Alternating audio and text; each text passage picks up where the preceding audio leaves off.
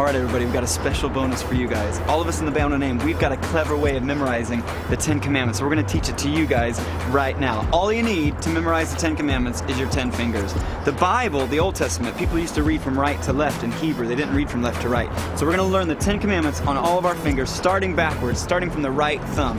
The first commandment is this: God is one. You should love God with all your heart, mind, soul, and strength. And that's easy to remember because you only got one finger up. The second one, this is a little bit silly, but anyway, we love it. You have to imagine your fingers like a little totem pole. Do you know what a totem pole is? It's the little idol that American Indians used to worship.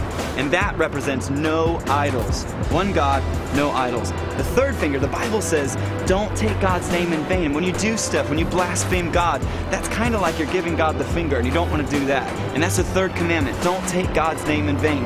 The fourth one right there, if you hold down your first three, you've got 7 fingers left. And what else comes in sevens? The days of the week. The Bible says to keep one day of the week holy before God. The Bible calls it a Sabbath day. Keep the Sabbath holy. That's the fourth commandment. Number 5 is honor your father and mother. You have to imagine that this is you, all right? It's a bit silly, I know, but you are your little finger. Those are your two parents stood right there next to you, and you're gonna honor them, you're gonna respect them, you're gonna obey them. Honor your father and mother, the 5th commandment. The 6th one, you have to imagine that that finger is like a knife. And what could you do with the knife? You might murder somebody. Oh, it's a bit silly, but anyway.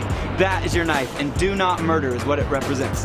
The next one, which wedding band goes on that finger? I mean, which ring goes on that finger? It's your wedding band.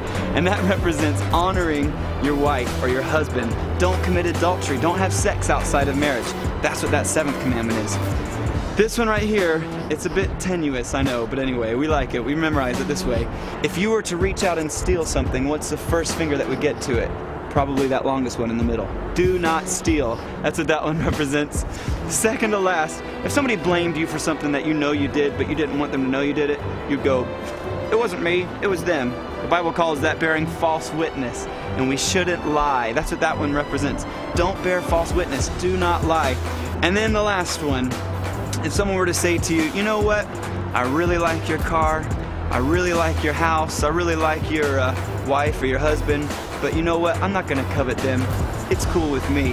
You give them that little finger right there, thumbs up. And that's what that means. Do not covet. So those are the 10 commandments. Very quickly, just a clever way for you to memorize them.